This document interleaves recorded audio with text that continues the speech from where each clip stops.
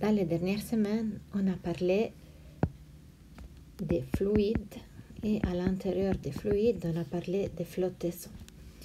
Quand on a un récipient avec un liquide, si on a un objet qui flotte, on peut se poser toujours la question quelles sont les forces qui agissent sur cet objet. Donc évidemment, il y a la force de pesanteur qui va vers le bas. Mais si l'objet a l'équilibre et il flotte, ça veut dire qu'il y a au moins une autre force qui s'exerce sur lui dans la même direction et en sens opposé. On va investiguer mieux quelle est cette force. On a essayé en classe de faire un exercice comme ça avec un verre qui contenait des écrous en métal. Si on rajoute plus d'écrous, on remarque que les récipients descendent et donc la partie immergée augmente si la masse augmente. Donc, en fait, on a fait les liens. Il y a une force qui va vers le haut et qui dépend aussi du volume immergé. Et il y a une force de pesanteur qui va vers le bas, qui dépend de la masse. Quand on a un objet qui flotte, si l'objet flotte, on a l'équilibre. Et donc, en fait, il y a la grandeur ultime qui décide si un objet flotte ou pas. C'est une grandeur qui nous parle du rapport entre le volume de l'objet et une masse. En fait, la grandeur clé dans la flottaison, la réponse définitive à pourquoi un objet flotte et pourquoi un objet coule, c'est la masse volumique. Donc, ce qu'on a toujours appelé ρ, dont l'unité de mesure, c'est des kilogrammes par mètre cube. Cette grandeur qui nous indique le rapport entre le volume et la masse, c'est la grandeur qui nous permet d'expliquer si les objets flottent ou pas. Par exemple, on a vu en classe aussi avec une bouteille d'huile et d'huile pourquoi l'huile flotte sur l'eau. L'huile flotte car la masse volumique de l'huile est inférieure à la masse volumique de l'eau. Et on peut appliquer ça vraiment à n'importe quel liquide, mais aussi à des objets solides comme par exemple la clé ici, un noyau de popcorn. Là, on ne les voit pas, mais il y a un écrou, il y a une tomate, il y a des perles, en fait, ici, et il y a un balle de ping-pong. Ce qu'on est en train de voir dans ces photos, là, il y a aussi un bouchon de bouteille. Ce qu'on est en train de voir, c'est vraiment un formulaire de masse volumique. Les objets avec la masse volumique la plus grande sont ici, et celles avec la masse volumique plus petite sont vers le haut. Les différents objets flottent les unes sur les autres selon leur masse volumique. Désormais, on a une réponse définitive. On peut toujours savoir si un objet flotte ou pas sur un autre. Il faut comparer les masses volumiques. Donc là, par exemple, on a de la glace, de l'iceberg qui flotte sur l'eau. C'est la même substance, mais à deux états de la matière différents, solide et liquide.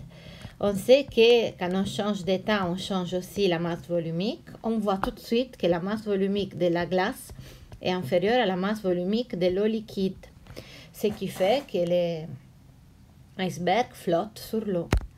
Ici, on a un ballon. Le ballon est rempli d'hélium et on peut dire qu'il flotte sur l'air autour. Et donc, qu'est-ce qu'on apprend? Que la masse volumique de l'hélium est inférieure à la masse volumique de l'air. En fait, on peut continuer avec plusieurs exemples. À la base, on a que tout ce qui concerne la flottaison, on peut vraiment l'appliquer au liquide, au gaz, comme on a vu, mais aussi à la matière solide, et expliquer ça en termes de masse volumique. On a vu que pour les liquides, on peut imaginer plein d'exemples pour les gaz, l'hélium, ou bien ici dans la montgolfière, vous avez de l'air chaud qui flotte sur de l'air froid. L'air chaud, la température est plus haute, donc le volume augmente. Gaz parfait, dilatation thermique. Le volume de l'air chaud est plus grand que le volume de l'air froid, ce qui fait que la même masse occupe un volume plus grand. Donc la masse volumique de l'air chaud est inférieure à la masse volumique de l'air froid, ce qui lui permet de flotter. On peut voir le même effet aussi dans les solides. Par exemple, si on imagine les différents couches qui composent l'intérieur de notre Terre, ces différentes couches, se distinguent les uns des autres par une différente masse volumique. Là, vous voyez indiqué D la densité. La densité, c'est égal à la masse volumique divisée par la masse volumique de l'eau liquide. Donc ici et non, on a des objets, des couches qui ont une densité 2 fois 0,7 la masse volumique de l'eau liquide. Tout en bas, la densité est 12. Pourquoi? Donc les objets qui ont la masse volumique la plus grande se situent au fond et les autres, à des masses volumiques inférieures, flottent sur eux. En fait, on peut voir plein d'exemples. On a vu ensemble en fait ça.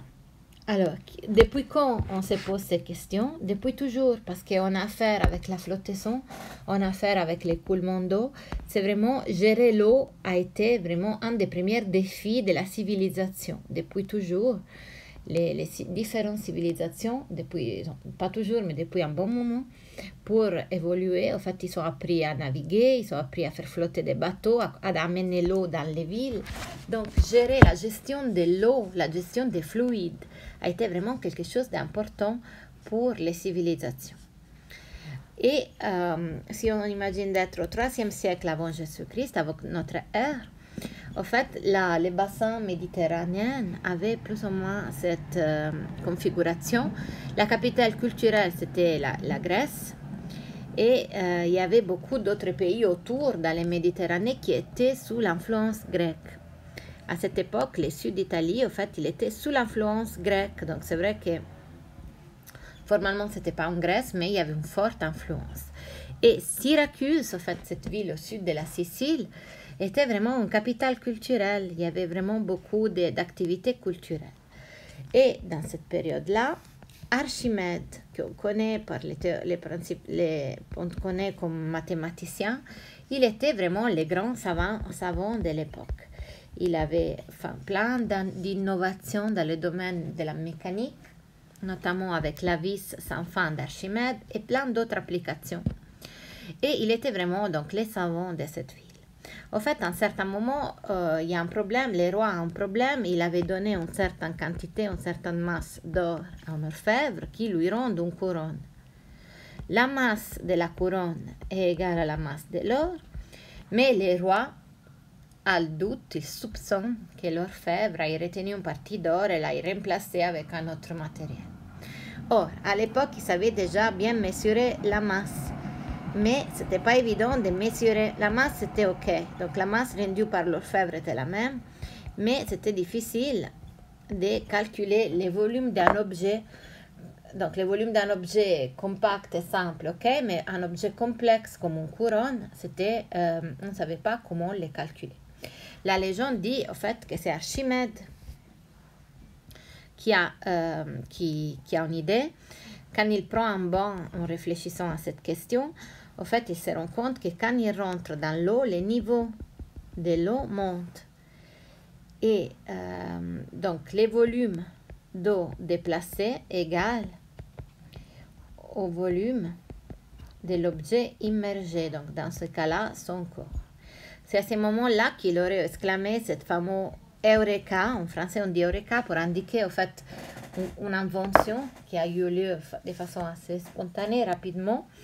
En grec, on dit oirika, ibrika, en grec moderne. Ça, littéralement, ça signifie j'ai trouvé, j'ai compris. Et en fait, qu'est-ce qu'il a compris? Il a compris plein de choses, en fait.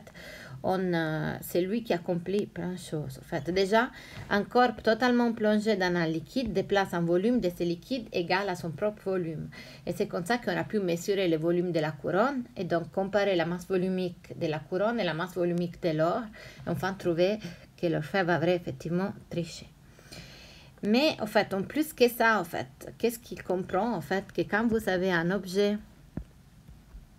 totalement plongé, donc les volumes, ici la variation des volumes égale au volume immergé, il comprend aussi que quand